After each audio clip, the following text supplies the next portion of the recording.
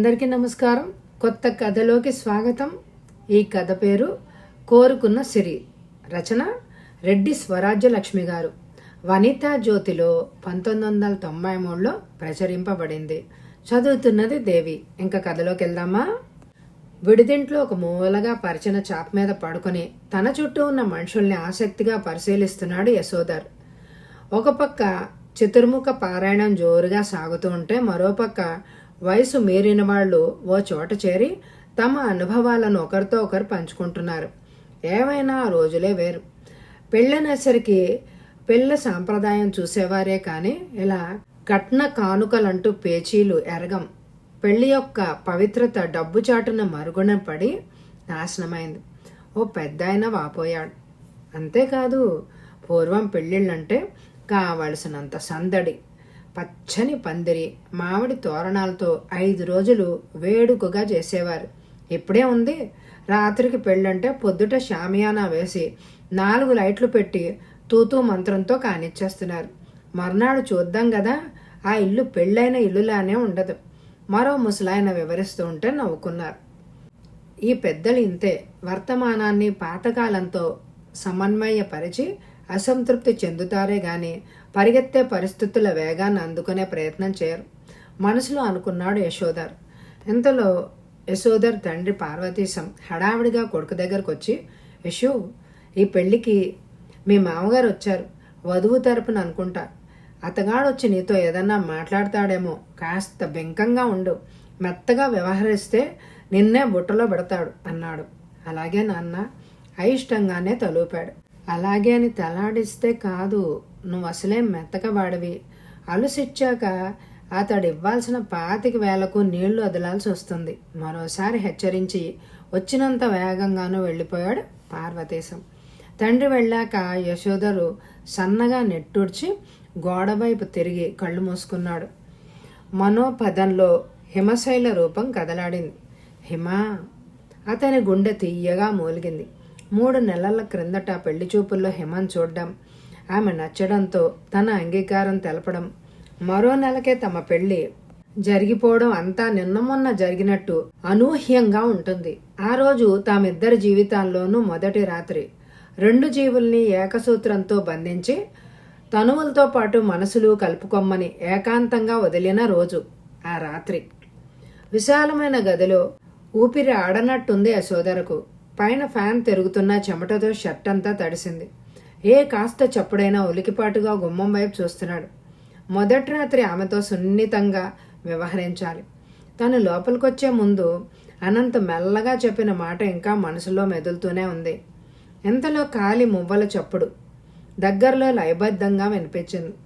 అడుగు తీసి అడుగు వేసినప్పుడల్లా వినిపించే ఆ శబ్దం అతడి హృదయం పలికే రాగనాదానికి తాళంలాగా భావిస్తోంది.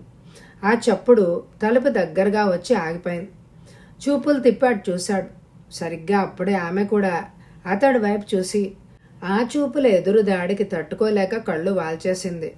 ఆమె సోగ కన్నుల్లో శశాంకుడు సవ్వడి చేయకుండా ఉదయించి వెన్నెల రేఖలను పంచుతున్న అనుభూతి పొందాడు. ఆమెను ఆపాద మస్తకం పరిశీలనగా చూస్తున్నాడు యశోధర్. ముగ్ధత్వం, లాలిత్యం, సౌకుమార్యం మూడింటిని ముద్దగా చేసి పోతబోసిన పసిడి బొమ్మలా ఉంది. ఆ విరించి బోస మగాడిని ఆకర్షించి అనురక్తిని పెంచే వ్యామోహము అనే పాశంలో ఎప్పుడు కట్టి ఉంచడానికే స్త్రీని ఇంత విశిష్టతగా సృష్టించి ఉంటాడు. అలా కాకపోతే లోకంలో సంసారుల కంటే సన్యాసుల శాతమే ఎక్కువగా ఉండేదేమో. తన ఊహలకు తానే నవ్వుకున్నాడు. ఏమిటి ఆలస్యం, ఆహ్వానం లేదా అన్నట్టు మరోసారి కళ్ళెత్తి చూసింది హిమశైల. అది అర్థం చేసుకున్నట్టుగా, అక్కడే ఆగామే, ఇలా రా హిమ మృదువుగా అన్నాడు. ఆమె పెదవులు ఎందుకో ఒక్కసారి ఎర్రదనాన్ని సంతరించుకున్నాయి. అమృతాన్ని పంచబోయే మోహినిలాగా క్రీగంట చూస్తూ అతడి దగ్గరకు వచ్చింది. యశోధర్ ఆమె భుజం మీద చెయ్యి వేసేలోగానే ఆమె వంగి అతడి పాదాలను తాకింది. ఊహించని సంఘటనకు విచలితుడయ్యాడు. ఏయ్ సిల్లి, ఏమిటిది అంటూ భుజం పట్టి లేవదీశాడు. అతడు దగ్గరగా తీసుకోకముందే అతడి హృదయంలో తలదాచుకుంది. ఆ చిరు స్పర్శకే అతడి హృదయం రసవీణ అయ్యింది. చల్లగా షర్ట్లోకి ఇంకుతున్న కన్నీరు అతడిని తన్మయ అవస్థ నుంచి తట్టి లేపింది. చివాలన ఆమె ముఖాన్ని ఎత్తిపట్టి, ఎందుకు ఏడుస్తున్నావు? నేనంటే ఈ పెళ్లి నీకు ఇష్టం లేదా? వివరణమైన ఆ ముఖంతో అడిగాడు యశోధర్. అదేం కాదు. మరెందుకు ఈ కన్నీరు? లాలనగా అడిగాడు. కృతజ్ఞత. మీ నాన్నగారు అడిగిన కట్నం పూర్తిగా సమకూరక అసలు ఈ పెళ్లి జరుగుతుందో లేదోనని నాన్నగారు భయపడ్డారు. మీ నాన్నగారు వీల్లేదన్నా మీరు ఆయనకు నచ్చజెప్పి అదే ముహూర్తానికి మన పెళ్లి జరిగేలాగా చూశారు అని తెలిసింది. మీలో మంచితనానికి. ఆ పైన ఆమె గొంతు మోగబోయింది. అందుకా? అదో పెద్ద త్యాగమని అనుకుంటున్నావా? అందులో నా స్వార్థం చాలా ఉంది. ఈ అందాల బొమ్మతో జీవితం పంచుకోవాలి అని ఆరాటంతో నాన్నతో వాదించి ఒప్పించేలా చేసింది అన్నాడు ఆమెను తనలో పొదువుకుంటూ. మొదటి రాత్రి జ్ఞాపకాలు యశోధర్ శరీరాన్ని బరువెక్కించాయి. మళ్ళీ పార్వతీశం గబగబా కొడుకు దగ్గరకు వచ్చాడు. యశు, మీ మామ నీ దగ్గరికే వస్తున్నట్టున్నాడు. చెప్పింది గుర్తుందిగా? హెచ్చరించి కాస్త దూరంగా చతికిలబడ్డాడు. మరి కొద్ది క్షణాల్లో కామేశ్వరరావు నెమ్మదిగా నడుచుకుంటూ లోపలికొచ్చాడు. అంతమందిలో అల్లుణ్ణి గుర్తుపట్టి, బాగున్నారా బాబు అంటూ దగ్గరగా వచ్చాడు. యశోధర్ జవాబు ఇచ్చేలోగానే బాగానే ఉన్నాడు పార్వతీశం పదునుగా చెప్పాడు. ఆయన ముఖం వాడిపోయింది. యశోధర్ మనసు చివుక్కుమంది. పెళ్లి కూతురు హిమకు బాల్య స్నేహితురాలు, అందుకే అమ్మాయిని కూడా తీసుకొచ్చాను. మామగారు చెప్తున్న మాటలేవి యశోధర్ చెవికి సోకనే లేదు. హిమ తనకు దగ్గరలోనే ఉంది. ఒక్కసారి కళ్ళు నిండగా చూడాలి, మనసు విప్పి మాట్లాడాలి. వీలు చిక్కితే పక్కకు లాక్కెళ్ళి కౌగిట్లో బంధించేయాలి. ఊహల వారధి కడుతూ పరవశించిపోయాడు. అల్లుడి మౌనం వియ్యంకుని కొరకొర చూపుల నడుమ ఆయన ఆటేసేపు నిలబడలేకపోయాడు. చిన్న బోయిన ముఖంతో, వస్తాను బాబు, మీరు వచ్చారని తెలిసి పలకరించిపోవాలి అని అనుకున్నాను అని చెప్పి వెళ్ళిపోతుంటే యశోధర్ ఆయన్ని పిలవబోయి తండ్రి చూపులకు తట్టుకోలేక ఆగిపోయాడు. పార్వతీశ ముఖంలో పీడ వదిలింది అన్న రిలీఫ్ కనిపించింది. తన మొహానికి లజ్జితుడయ్యాడు యశోధర్. ఈ విషయం హిమకు తెలిస్తే ఆమె చాలా బాధపడుతుంది. ఒక్కసారి హిమని ఎలాగైనా కలవాలి అని అనుకుని ఒక నిర్ణయానికి వచ్చాడు.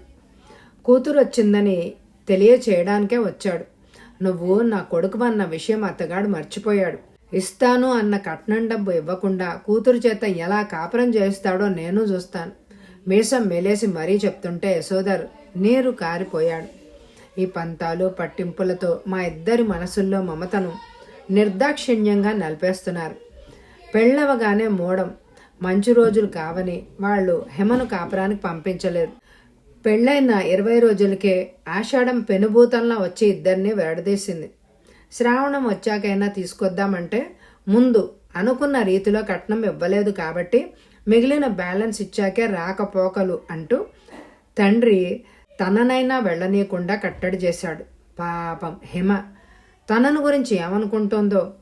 తండ్రి మాట జవదాటని పిరికివాడన యశోధర్ ఆలోచనలతో సతమతమయ్యాడు. కూర్చున్న వాడల్లా పైకి లేవబోతుంటే ఎక్కడికి అని అడిగాడు పార్వతీశం. ఏం తోచలేదు, అలా తిరిగి వద్దామని. మనకు బొత్తిగా తెలియని ఊరయ్యా, పద నేను వస్తా అంటూ వెంటబడేసరికి వద్దులేండి మళ్ళీ చాప మీద చతికిలబడ్డాడు. కొర్ర కుంక అన్నట్టుగా ఓ చూపు విసిరి మీసాల చాటున నవ్వు దాచుకున్నాడు పార్వతీశం. యశోధర్ ప్రయత్నాలన్నీ పార్వతీశం తెలివితేటల ముందు వేగిపోయాయి. ప్రధానం తంతు జరిపించేటప్పుడు ఇష్టం లేకున్నా ఆడంగుల వెంట బయలుదేరింది హిమశైలను చూడ్డానికే. కానీ అక్కడ ఆవిడగారు దర్శన భాగ్యమే లభిస్తేగా. తానే పెళ్లి పెద్ద అయినట్టు అందరికీ కావలసినవి అందిస్తూ లోపలే ఎక్కడో ఉండిపోయింది. ఒక్కసారైనా తన కోసం చూడలేదు. నిజంగా ఈ ఆడవాళ్ళు చాలా మేధావులు. మగాణ్ణి కట్టేయగల శక్తి వాళ్ళ చేతుల్లోది కాదు, మనసుల్లోది. చూపులతో కవ్విస్తారు, అనురాగంతో బంధిస్తారు. అవసరం వస్తే 6 అడుగుల దూరంలో నిలబెట్టి మరీ వేధిస్తారు. మగాళ్ళలో ఉద్రేకానికి తాము కర్తలం కాము అన్నట్టు నటిస్తారు. అతడి ప్రయత్నాలేవి ఫలించకపోయేసరికి ఉక్రోషం ముంచుకొచ్చింది. తలనొప్పిగా ఉందంటూ విడిదింటికెళ్ళి చాప మీద వాలాడు. కాసేపటికి యశోధర పిన్ని కూతురు అవంతి లోపలికొచ్చి, అన్నయ్య ఈ ప్యాకెట్ నీ దగ్గరుంచు, పెళ్లితంత అయ్యాక తీసుకుంటా అంటూ ఒక ప్యాకెట్ యశుకి ఇచ్చింది. అవంతిని చూడగానే మెరుపులాంటి ఆలోచన వచ్చింది. అవంతి, మీ వదిన ఈ పెళ్లికి వచ్చిందన్న సంగతి తెలుసు కదూ అడిగాడు. తెలుసు. ఆడపిల్ల వాళ్ళ ఇంట్లో హడావిడి అంతా ఆమెదేగా నవ్వుతూ అంది. బ్రతికించావు. అర్జెంటుగా నువ్వు వదిన దగ్గరికి వెళ్ళి నాకు తలనొప్పిగా ఉందని ఒక కప్పు వేడి టీ పంపమన్నానని చెప్పవు బాధని అభినయిస్తూ మరీ చెప్పాడు. అలాగేలే. అవంతి వెళ్ళగానే ఈసారి ఎక్కడికి పోతుంది? మొగుడికి తలనొప్పి అంటే ఏ భార్య మనసు కలత బారకుండా ఉంటుంది? హిమ తప్పకుండా వస్తుంది. కళ్ళు మూసుకుని చేత్తో టీ కప్పుతో వస్తున్న హిమను ఊహించుకున్నాడు. 10 నిమిషాల్లో నిజంగానే వచ్చింది. హిమశైల కాదు, అవంతి. ఇదిగో వదిన టీతో పాటు ఈ ట్యాబ్లెట్ కూడా వేసుకోమంది అంటూ ట్యాబ్లెట్ కూడా ఇచ్చేసరికి యశోధర్కి ఒక్కసారిగా కోపం ముంచుకొచ్చింది.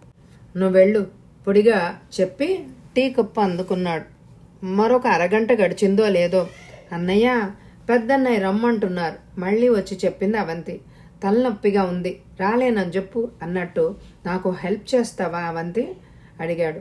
ఏమిటో చెప్పన్నయ్యా, నేను ఒక చీటీ ఇస్తాను, ఎవ్వరు చూడకుండా మీ వదినకిస్తావా?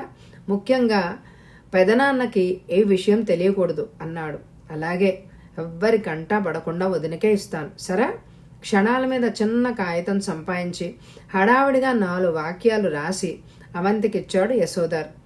ఏయ్ మొద్దు, నీ వరుస చూస్తుంటే నీకు మొగుడన్నవాడు ఒకడున్నాడన్న విషయమే గుర్తులేనట్టుంది.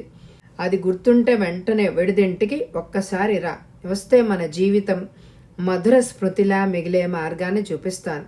ఇప్పుడు రాకపోతే ఈ జన్మలో నీ మొహం చూడను. నీ యశు.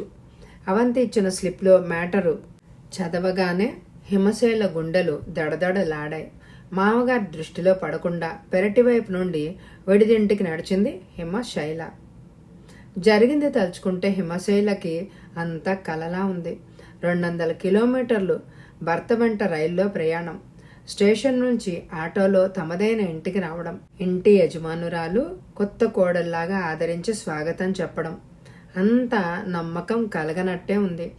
ఇంటికొస్తూనే లెటర్ ప్యాడ్ అందుకుని చకచక ఏదో రాస్తున్న భర్తను విప్పారిన నేత్రాలతో చూస్తూ నిలబడింది హిమశైల. యశోధర్ రాయడం ముగించి బొమ్మలా నిలబడ్డ భార్యను, ఏయ్ బుద్ధు, మీ మామగారికి ఉత్తరం రాశాను, ఒకసారి చదువుకో అంటూ పిలిచి లెటర్ అందించాడు. పూజ్యులైన నాన్నగారికి, మీ మాట కాదని నా భార్యను నా వెంట తీసుకొచ్చేసిన విషయం మేము బయలుదేరిన అరగంటకు సునీల్ ద్వారా మీకు తెలిసే ఉంటుంది. మీ పట్టుదలలు చూస్తే ఇంతకంటే ఏం చేయాలో నాకు తోచలేదు. మీకు నచ్చజెప్పి ఒప్పించే సాహసం నాకు లేక ఈ మార్గాన్ని ఎంచుకున్నాను. మీ పంతాలు పట్టింపులతో మా దాంపత్యంలో ఉండే సున్నితత్వం, ప్రేమ బంధం సడలిపోతుంది అన్న భయంతో నేను ఈ సాహసం చేశాను. ఇప్పుడు ఇలా ఒక్కసారి మీ కోడలి కళ్ళలో మెరిసే కృతజ్ఞత, ఆరాధనా భావం చూశారు అంటే నా నిర్ణయం సరైందే అని అంగీకరిస్తారు. ఎంతకన్నా మనసున్న మగాడిగా, ఆమె కష్టసుఖాలు భరించే భర్తగా ఆమె నుంచి కోరుకునే సిరి ఏముంది? నా మీద కోపం లేదంటే ఒక్కసారి ఇక్కడికి రండి, లేదంటే నా అదృష్టం ఇంతే అని సరిపెట్టుకుంటాను. మీ కొడుకు యశు. లెటర్ చదవడం ముగించేసరికి హిమశైల కళ్ళు నిండుగా నీళ్లు. ఏయ్ ఏమిటిది? గాబరాగా ఆమె భుజం మీద చెయ్యేశాడు.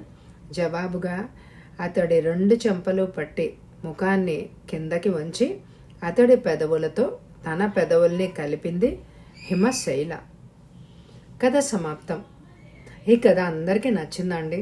అయితే తప్పకుండా లైక్ చేయండి. అలాగే ఎండ్ స్క్రీన్లో ఉన్న ఇదివరకు చదివిన నవలలు, కథలు అన్నీ కూడా స్కిప్ చేయకుండా చూడండి.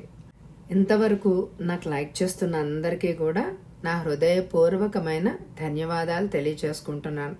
Thank you very much my dear friends.